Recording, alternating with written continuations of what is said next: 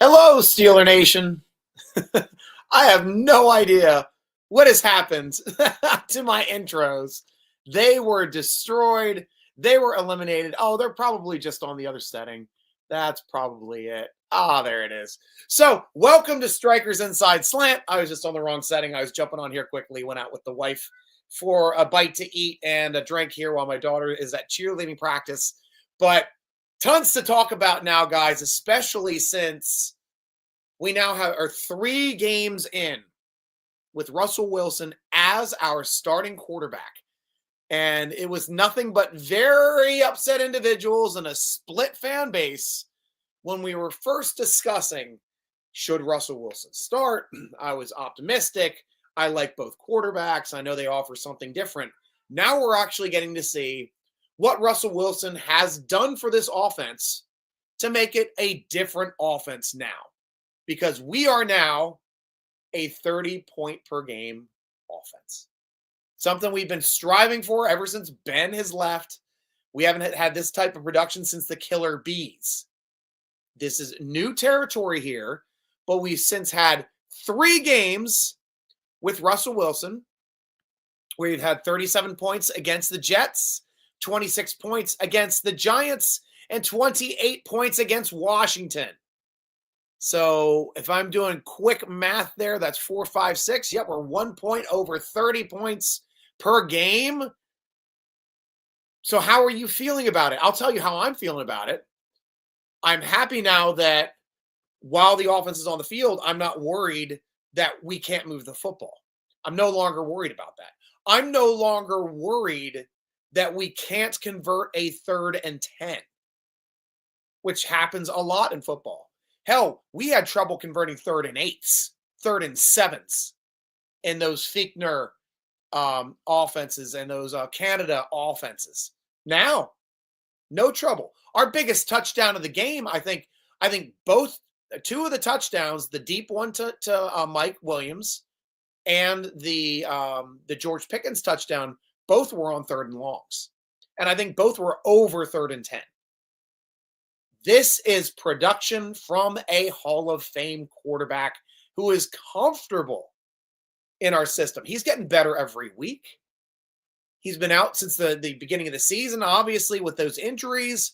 But since he's come back, he hit the ground running. I told you, that was the 2-game stint, the last 2-game stint he could have gotten back to get comfortable in this offense before we start hitting the ground running with the Commanders, with all the divisional games, with KC coming up, with the Eagles coming up.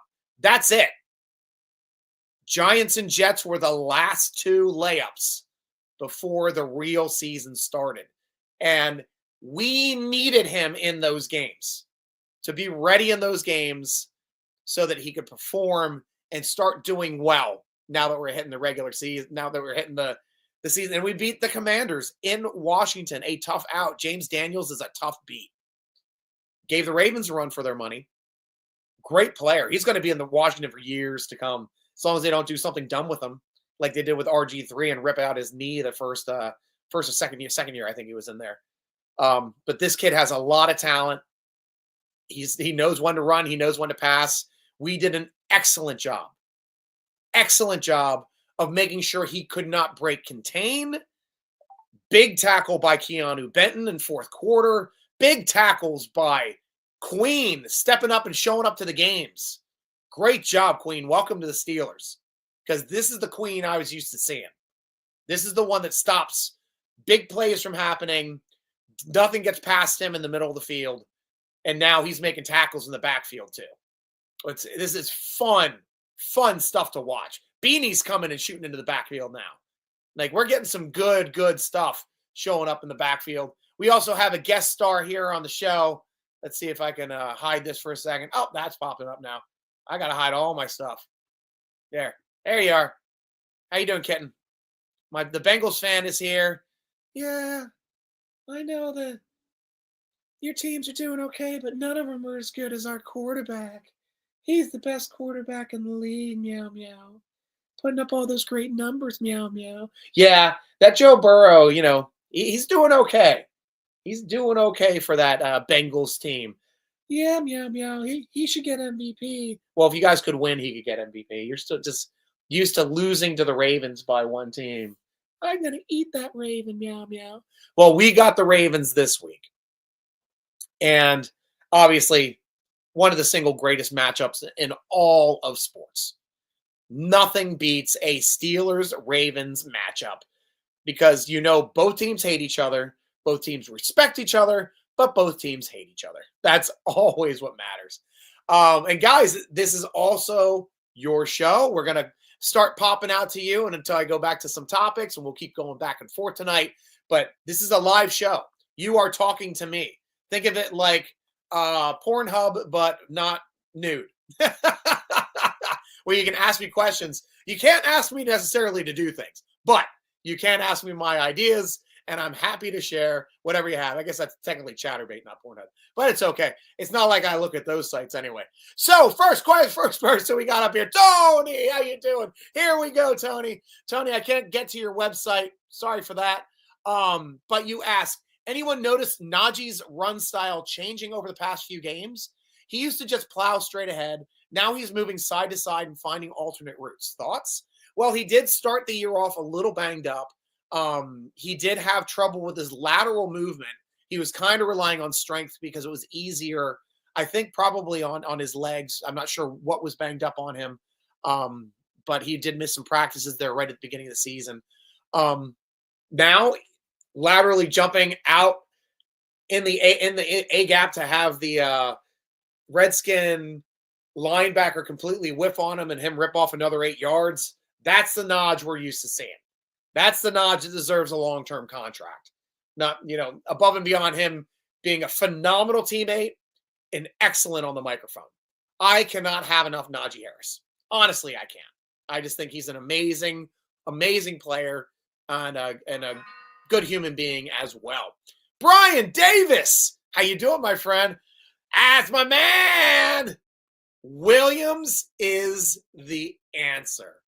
I couldn't be happier, too, about Williams, especially since his former quarterback decided to make him the reason why they lose games. Think about it.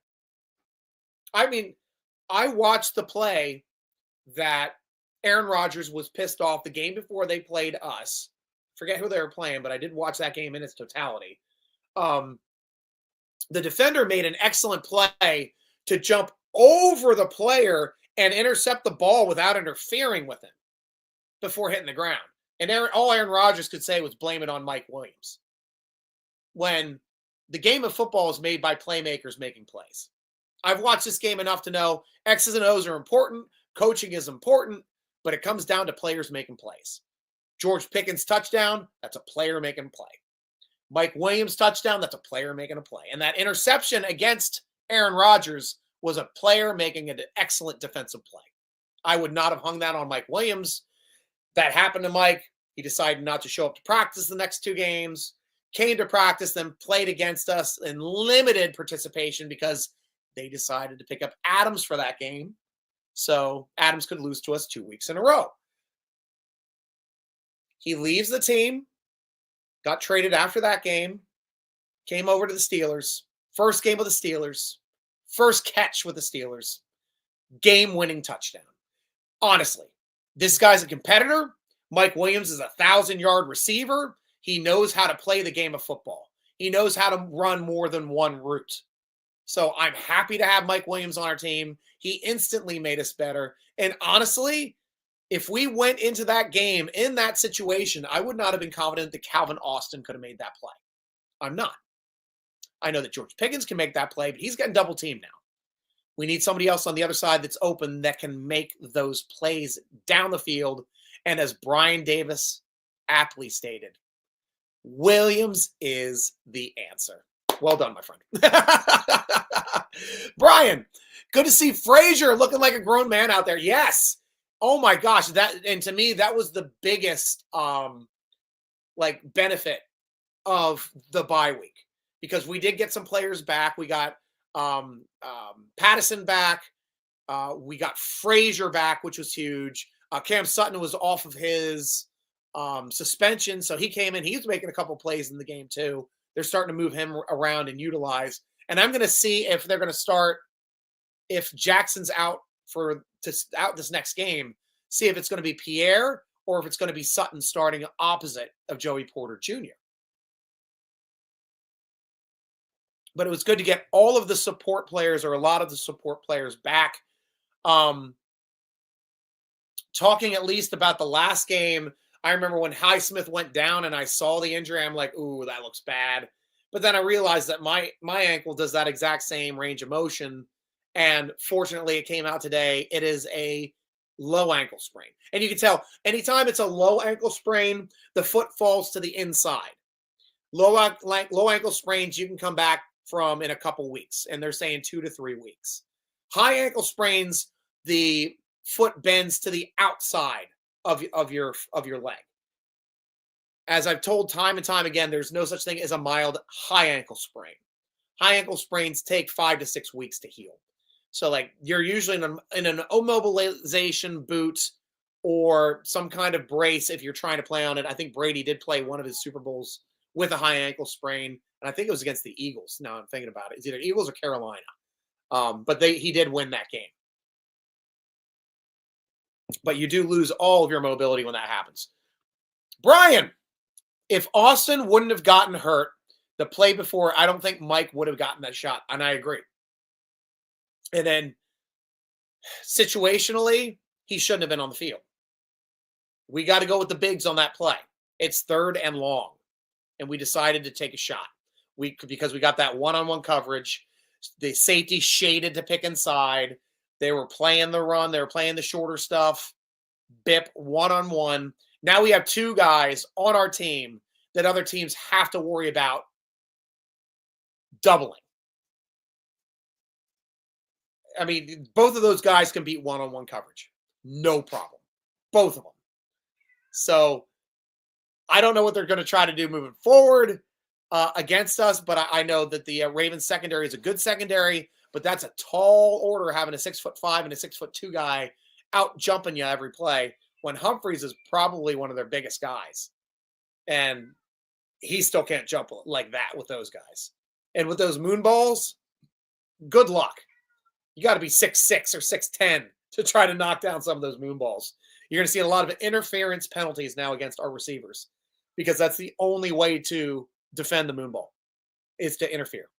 I don't see any other way of them doing it to make it work for them. So I wanted to talk a little bit about George Pickens and his game-by-game receiving that's going on right now. Just to talk about, how he did with Fields versus how he's doing now. Now, he started off with a good game, 85 yards there with the Falcons, 113 yards with Fields against the Colts, where we did start to come back in that game. Then we had, but everything outside of that, he was under 60 yards. 53, 26, 57, 29, which is essentially 200 yards and nothing. Not even 200, 150 yards and nothing. That's not the best way to utilize him. First game back with Russell Wilson, and he had no touchdowns. First game back with Russell Wilson, 111 yards and a touchdown. Big difference. Next game, 74 yards, no touchdowns. Third game, 91 yards and a touchdown. So 2 of his biggest games, still he hasn't hit the 113, which was his best game against the Colts by Fields. But his next 2 biggest games out of the 3 played are with Russell Wilson. And then 4th best is the first game of the year with Fields. 5th best is the Giants game. So 3 of his top 5 games this season so far have been with Russell Wilson.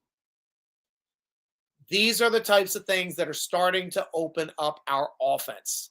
And looking at the catch percentage too, catch percentage is starting to shoot through the roof on this stuff. It was kind of low his first game at 55.6, but 80% 2 games ago, 71.4 last game. He's starting to mark in that category as well, and especially with 2 touchdowns in the last 3 games where he didn't have any in his first 6. That is another big reason why Russell Wilson is a more dynamic quarterback for spreading the ball around to different receivers and taking advantage of your playmakers. So that's how we're going to have to watch coming up. Brian, what are you asking here for? What's your thought on the Jacksonville Rec special teamer we picked up today on the practice squad? And I'm glad you asked because I did look him up. That's Agnew. I was trying to see if the Steelers were worried or had a problem with Miles Austin. Austin the third. Sorry, Calvin Austin the third. I don't think he's hurt. Now, Agnew and his stats, he's made a Pro Bowl. He's been an AP as rookie or last year. That's right. He was AP Player of the Year with 2 punt returns, 447 yards, averaging 15.4 yards per punt, and all 4 of those statistics, including his long of 88 yards, led the league in punt stats last year. Had a touchdown on a kick return in 19, had a touchdown on a punt return in 2020, another kick return touchdown in 2021. That was in 2017. Those were his rookie stats. That was when his AP. It was 2 years ago in 2022 for Jacksonville when he ended up making the Pro Bowl again as a returner. He didn't have any touchdowns, but he had a ton of yardage, 547 return yards kicking, 205 return yards in the punt game. And this year, he's on pace to break in 200 yards again, should he get back in the game. So looking at this guy's size and stats being a 5'10", 190-pound receiver, I'm like, this guy has X receiver written all over. I'm like, are we going to be working this guy in? And that was until I looked at his receiving stats. His receiving stats are realistically non-existent, more of a support player.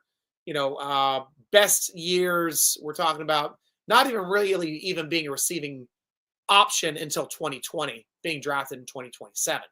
Only 16 yards up until that point total in his career on 3 receptions. Starting in 2020, he started getting used a little bit more in Detroit, 13 receptions for 89 yards, no touchdowns. Then Jacksonville started using him as an option. 2021, 24 receptions, 229 yards and a touchdown. The following year, a little less yardage, but more productive. 23 receptions, 187 yards, but 3 touchdowns.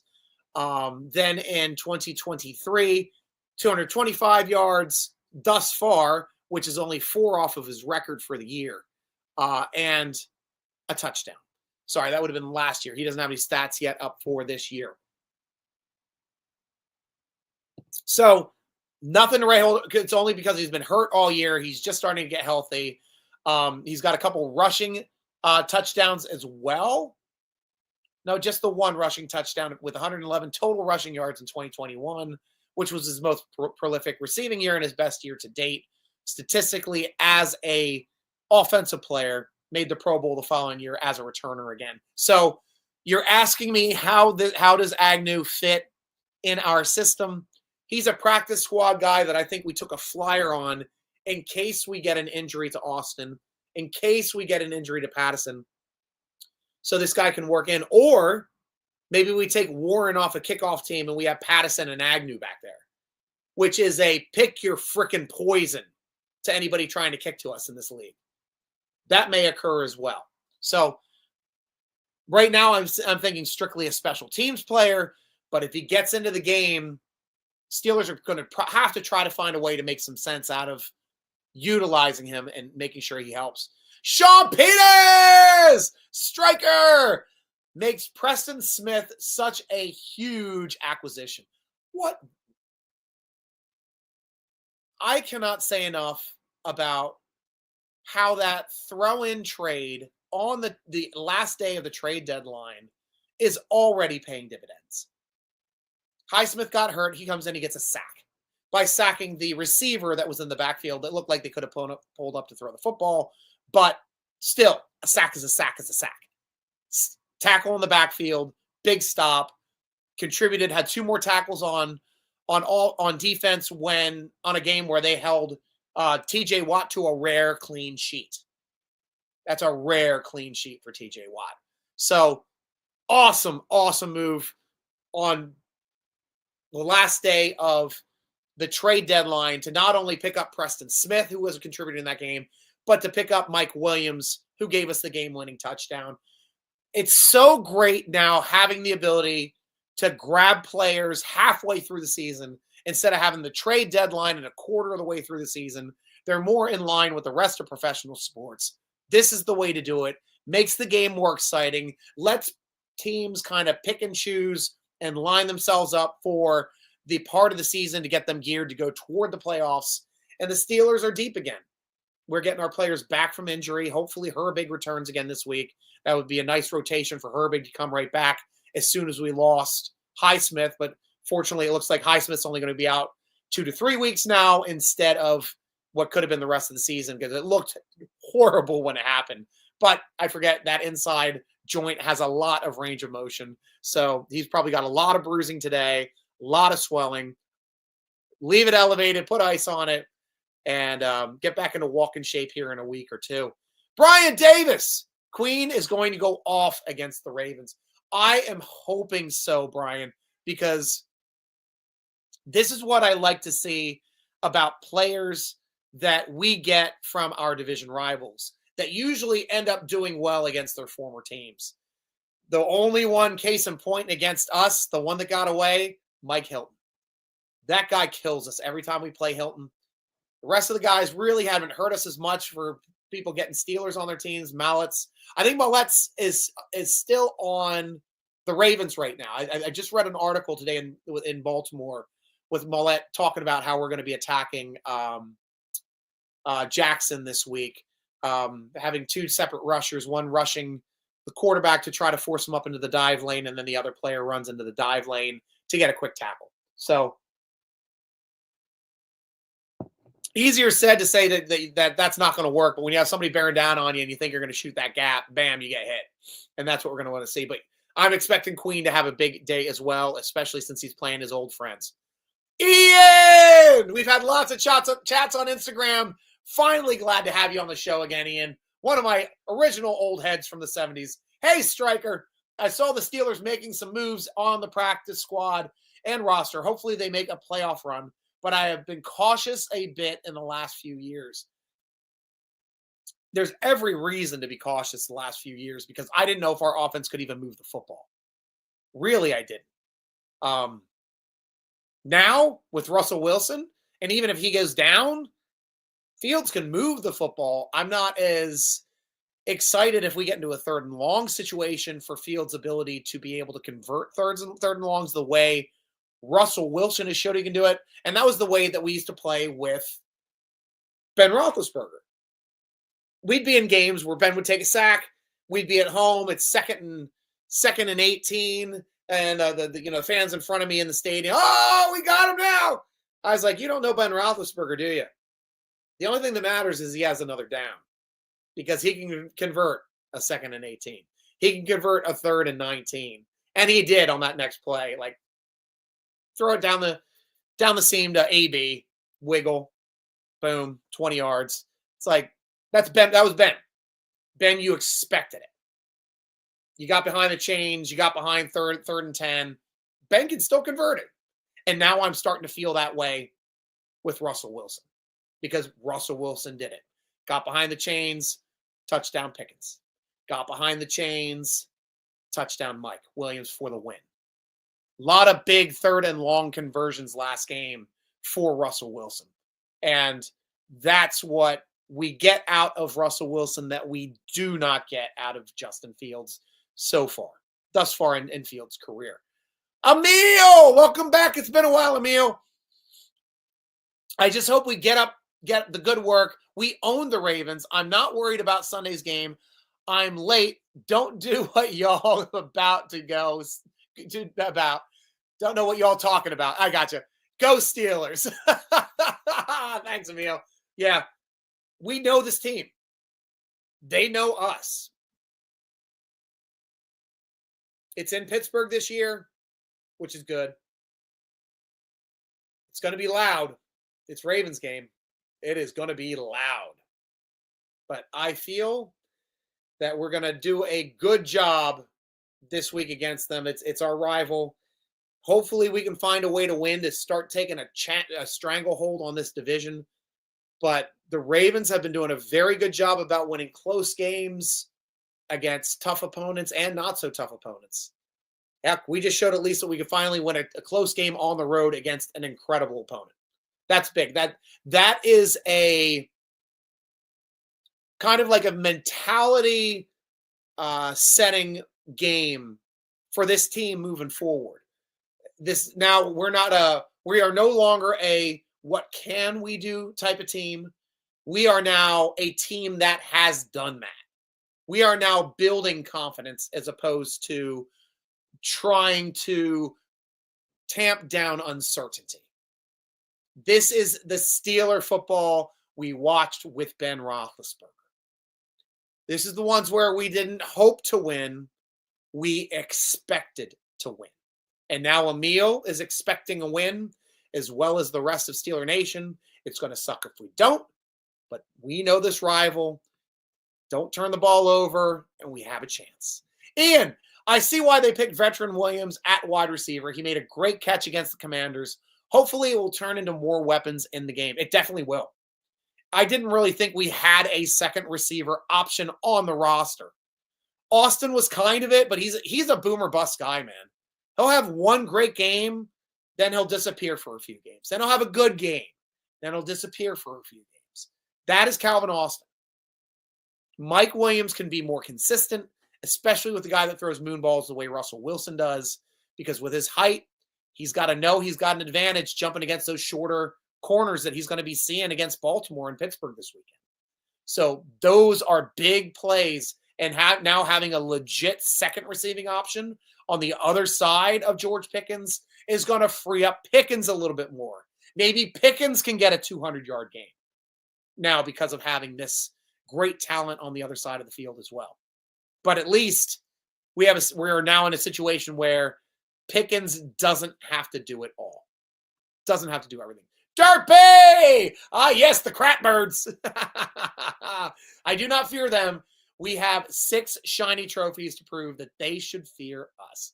They are a shorter-term team. They have 2 shiny trophies. We both got 2 shiny trophies in the same era from 2000 on. But they do have a 2-time MVP who right now has the inside track to becoming a 3-time MVP. Mr. Jackson is putting up digits this year.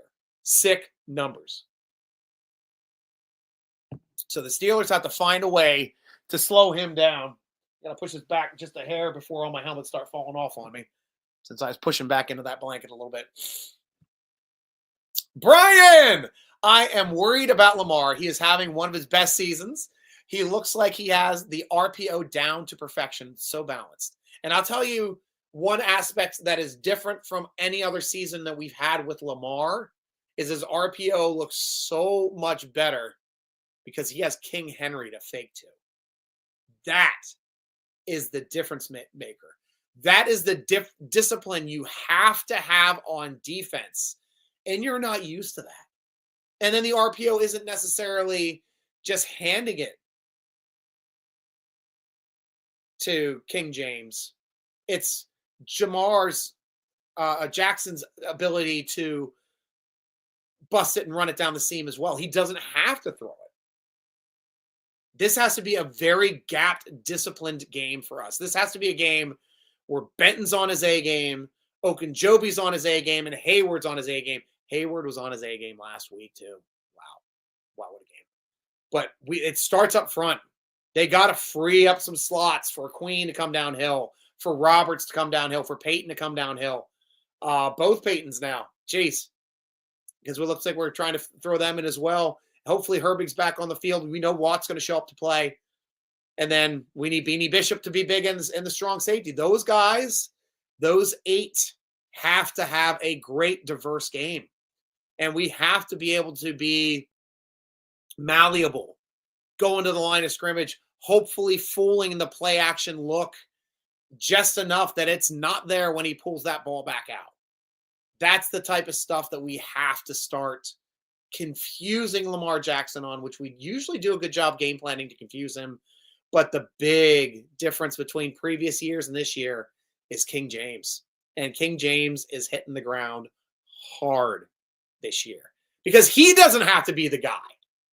He's got a 2-time MVP quarterback. He's got a quarterback that can run just about as well as he can. This is a tough offense. We just have to find a way to get them in some negative situations, hopefully hold them to field goals instead of touchdowns, and hopefully we score more touchdowns than field goals, which is exactly what happened last week. Washington had more scoring drives. We had less scoring drives, but all those scoring drives ended in a touchdown. That was the difference in the game. 2 field goals versus 4 touchdowns for the Steelers. So that's what you got to do. We got to be big in the red zone. We got to be big on third downs. Cannot turn the ball over and have to be gap disciplined. This is the toughest matchup the Steelers have had this year. The Ravens are an elite team in this league. There's only like 4 elite teams in this league, in my opinion. And in the AFC, it's Kansas City, Buffalo, and the Ravens. That's it. Houston, you're not an elite team anymore. You're a very good team. You're a very good team. I put them up there. Chargers are a very good team. Their record might not be as sexy, but what they had on offense and the way that they're playing on defense and still keeping people to low numbers on defense, they're a very good team.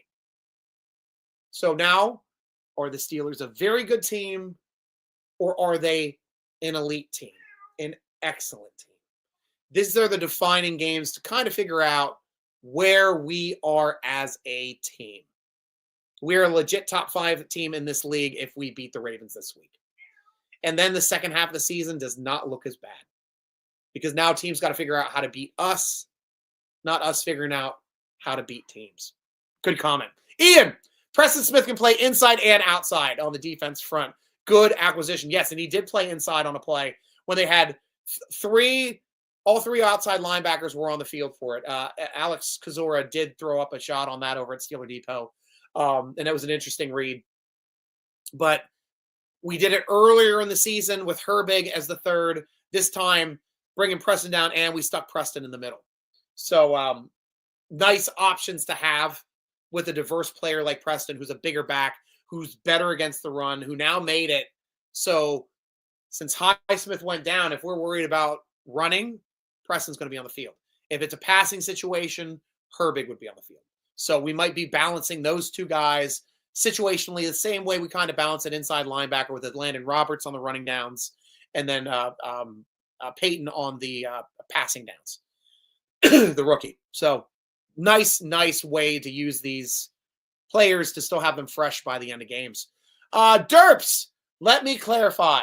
Regular season MVP, not Super Bowl MVP. Well, we definitely know that. They have yet to win a Super Bowl with Lamar Jackson. Are they capable? Of course they're capable.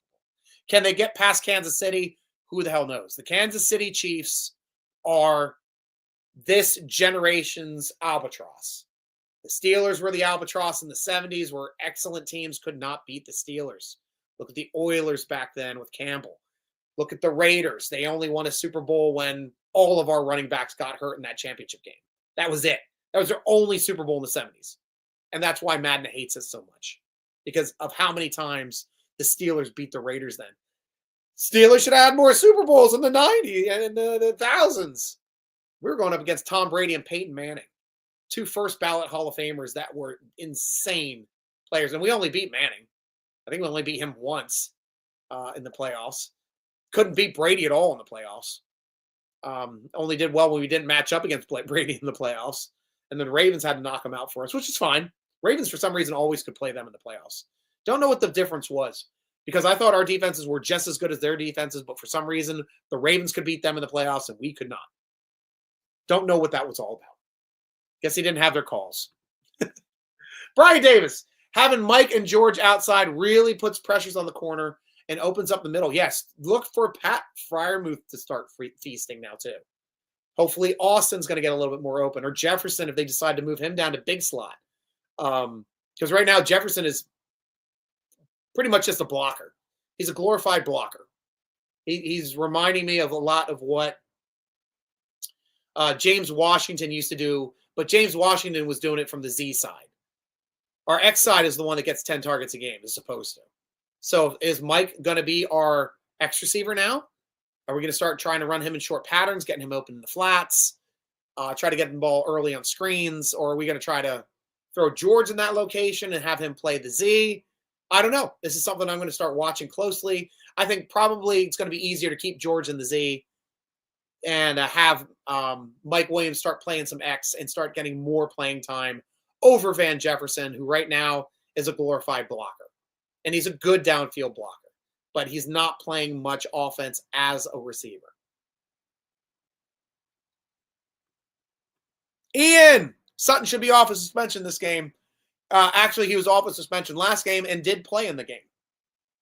He actually made a play on the ball, knocked one down, had a tackle. So Sutton is back. He's not starting yet. I'm interested to see if they're going to put him in the starting position where Pierre was playing for Jackson when Jackson got hurt. Only if Jackson does not play this week. I don't know how bad Jackson's injury is. We'll have to see how he participates in practice this week to see how that dictates for the game. I know it's a Tomlin saying, but it is honestly what they do from game to game. But Sutton is back, fortunately, because he is a piece. We can use him just about anywhere on that field. Brian Davis. It's strange. Ian is not commenting using Facebook. He's moved up in the world. Good call. We got all my Facebook heads here, too. I love that. And I think we had an X person jump on here yet. Did we have an X? Yeah, Tony started off with the X. So we got all three platforms. I'm able to receive all information. So, guys, we're starting to wind down a little bit. But if you got a question, you got a comment, you got a concern, this is the place to do it. And I'm going to talk for us a little bit. Guys, smash the like button, share it. Let people know at SN Stryker is the guy to follow on social media, which I really don't do a lot except for on YouTube when I jump back on Tuesday nights at 8. Is normally the time I try to make, and we had to cut our date a little short. Thank you to my wife, love you, for being able to come back here and do the show tonight on time, barely on time. But over at Steeler Nation, we do have another terrible tailgate in lot 5A, which is the opposite corner from PNC Park, the baseball stadium. It's the closest part of that parking lot to that corner. They have a big DJ blasting music from the back of a pickup truck. We got a big tables lined up with all sorts of food, all you can drink. And we're going to have multiple Steelers to meet at the game this week. Who are we having this week? Stryker in lot 5A for the terrible tailgate, starting promptly at 8 a.m. and ending quarter to noon. This one, we have three great Steelers from the 70s. Ian, you know these guys. John Kolb will be there. Rocky Blyer will be there. And newly anointed Hall of Famer Donnie Shell will be there. Bring something for these guys to sign. We're doing a $60 donation for three awesome Steeler legends. Easy way to go talk to them, get something signed. We also have a giveaway here. It looks like we're doing a signed Nick Herbig jersey in the raffle for the Steelers-Ravens game. So if you're ever in town, coming to your first game, don't bother to pay all that money on food. Don't bother to pay all that $60 on your food and your beer. Come over to the terrible tailgate. You get your beer. You get your seltzers. You get your hard alcohol. You get your food if you get there early enough, all for the same price to be able to hang out and rub elbows with a 70s Hall of Famer and Donnie Shell and two other great Steeler legends and John Kolb and, of course, Rocky Blyer. Glad you're there, veteran. Thank you for your service as well. And somehow I'm getting my notifications on Facebook. I'm not getting my notifications on Facebook. Cool. I'm glad you got notified, guys. I was quick. I wasn't even able to put it up on Twitter because we were running around. But put it up on SteelerNation.com over on the football forum. I always post there as well right before I go live because every once in a while some people start throwing out some questions over there as well if we start getting a lull on this side, I always go back over there to check and see what people are talking about over on the football forum, which is the greatest football forum I've ever been on.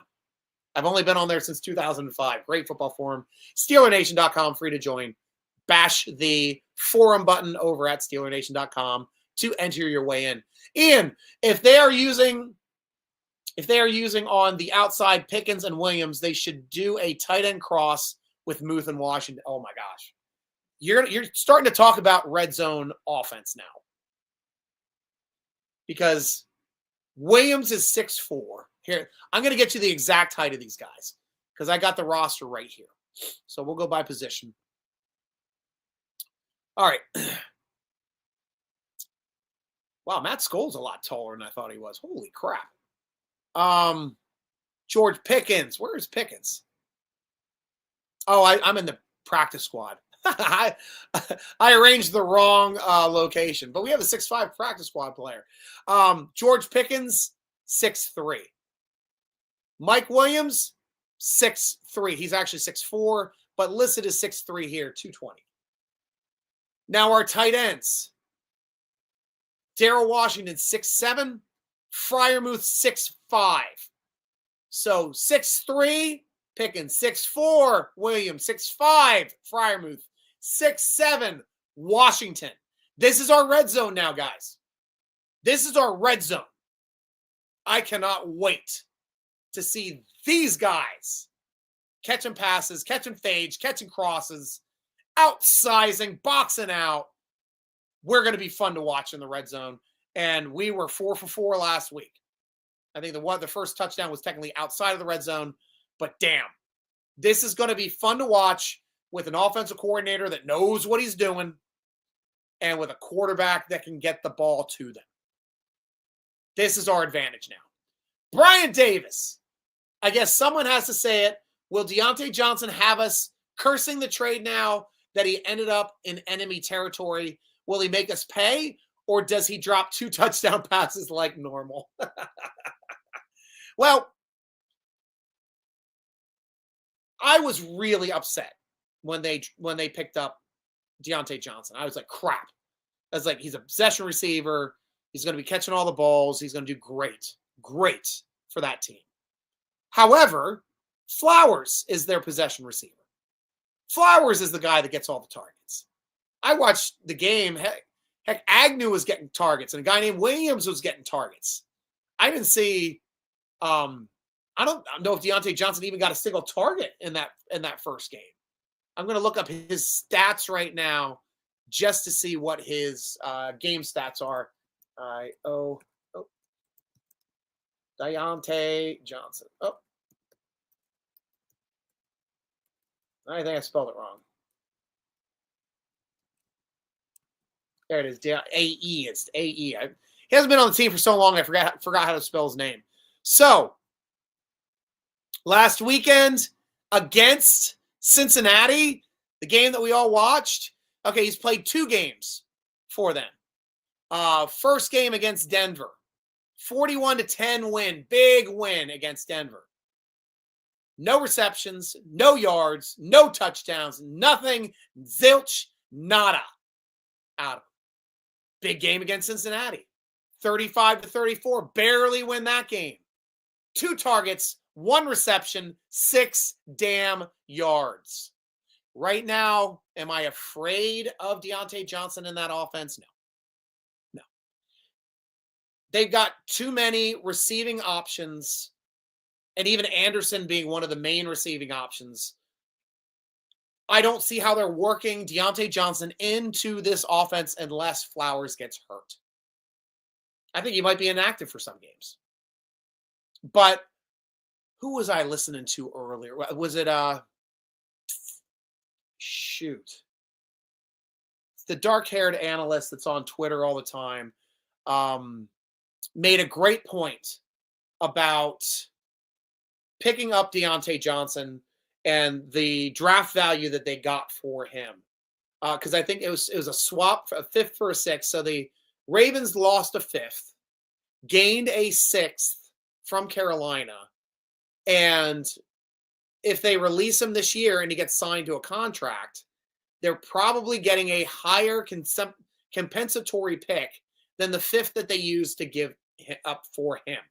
So they're essentially getting a player to play for free and gaining a draft pick if they let him go this season, which I thought was an interesting perspective and thought processes for picking up a player like Deontay Johnson. It's a no-lose situation. Even if he doesn't play it down, they might get a pick out of him. Dawn Lilypond. How you doing, Dawn? Love the name. I would like to see it expand the passing game to the middle of the field. Thanks for your gleeful insight. Well, you guys make it fun for me, Dawn. Thank you. The middle of the field is starting to open. We are seeing Pat Freiermuth now become far more prolific in the offense. I'm actually going to bring up Freiermuth too. F-R-E-I-E-R. Boop. There he is. Just in his game log the last couple games. Wanted to see how he was doing. He had a big game out of the box with the Jets, 51 yards. The rest, he's been fairly, he's been utilized fairly similarly. I'd say he actually took a tick back since Russell Wilson became his quarterback. He had his second best game with 51 yards against the Jets, but his best game was with Fields against Indy, 57 yards and a touchdown. But he has another touchdown, I guess, last week, 3 receptions, 17 yards, 2 receptions, 19 yards.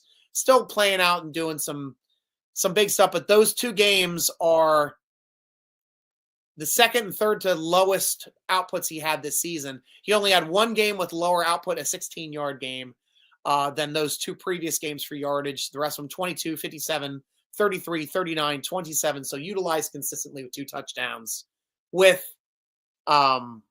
Justin Fields. But now he's starting to be worked into this offense a little bit more. And Don, I think you're right. I think with Mike and George on either side, the middle of the field is going to open up. Ian's been saying it too. Try to run some crossers with Washington and Freiermuth. One of them is going to be open. And if not, just throw it high enough. Brian Davis, yes, Zay Flowers is Lamar's favorite target, and he can do everything. He's legitimately probably the best receiver I've ever seen them draft. Brown put up some big numbers. Hollywood Brown put up some big numbers from his first year, had some decent play, but they got rid of him for a first-round draft pick. Smart. Then it took them a while to find another one. I thought they've had good receivers that weren't drafted by them, like Anquan Bolden. Awesome pickup for them. He was a big reason why they won a Super Bowl. I loved Mason when he played for them. I loved Smith as well when he played for him, another Hall of Fame potential, Steve Smith. Like those guys could play. But as far as for drafting and creating receivers, Zay Flowers is the single best one they've ever had. They always seem to miss on their receivers. Whereas we finally hit on a corner. We got Joey Porter Jr. now. So it kind of evens out. We always hit our receivers. They always hit on corners. Now it's like, oh, they finally got a receiver. Oh, we finally got a corner. I think that's the way it works. Brian, he fell down against the Bengals on a 25-yard target. It was ugly, and they made a meme of it. Yeah.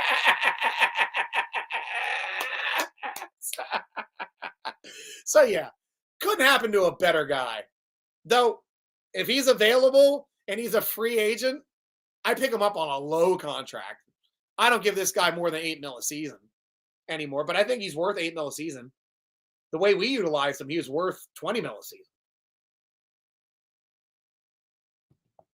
But I do wish we still had him on this team. I really do. He would have done excellently like even with Justin Fields. He would have been great for Justin Fields, the guy that's got to get the ball out quickly. He would have been excellent for Russell Wilson as well. But all you guys remember, at least with the problem with Deontay Johnson, is he makes a bonehead play. He'll make a bonehead play at least once every 2 games. And it sounds like once in those 2 games with the Ravens, he's already got a meme against them. So thank you so much about telling me about that, Brian. I've got to look that one up. And what is the status of Frazier's return? I'm glad you're on the show because I can give you all of these answers quickly. Frazier will return last week against Washington. He started last week. He just came back off of IR. He practiced all week the previous week, played excellently in that game. So Zach Frazier's back. Now we have a lot of good depth across that line. That line is nearly healthy. I think we only have James Daniels down from that line, for at least for all the starters. No, I'm not talking about the other her big brother being the starting center. Frazier was a more talented player on paper. Yeah, he probably would have started a couple games into the season, but he was by far the more talented out of those two players if he was not going to be the one to beat him out in preseason legitimately before he got injured. He definitely would have done it in the regular season. Definitely would have. So he's back. So that's a good aspect on that one. And guys, that's about all the time I have. We've nearly hit an hour. I think we touched base on just about everything I wanted to talk about this week. As my voice is starting to get a little caught up. I was singing a lot this weekend. I went to a fun retreat with my buddies from Penzic, the tribe. We celebrated a birthday. We sang a lot at night around the fire, played a lot of games, taught them how to play some Can Jam, had a great time. But now it will be time for me to start slowing down. So start checking out if you got any final comments or something. I'll get to them right here after I go through my stuff. Follow me at SN Stryker across all the platforms, on the X, on the well, that's not tweeters anymore. On the grams. This is the gram. Yeah, the grams. And on the tickety talks. I'm across those platforms. You can check me out over at SteelerNation.com football forum. I listed as Stryker on the football forum. Feel free to PM me over there, discuss, or just get into some chats with me. Since I like doing that when I'm not busy. I've been insanely busy these last months. Be sure to follow Steeler Nation. Read our great articles at SteelerNation.com. Follow us on Instagram and Facebook at SteelerNation.com or over on the X at Steeler Nation. Guys, that's all the time on my show that I have on the show, but I'm getting to your comments last. Ian, I agree. If we're going to make a good run, we need the O-line healthy and defense. And that's the big point, too, that I always make. You want to get your injuries early in the season as opposed to late. You can always recover from an early season injury. If they start compiling at the end of seasons, that derails teams' chances in the playoffs. But excellent point there, Ian. Have a good night, Stryker. Go Steelers. Thank you, Ian. I am Steeler Nation Stryker. Obviously, rooting along with you and Dana. Is this a Dana that I know? Thank you so much, Dana. I appreciate you.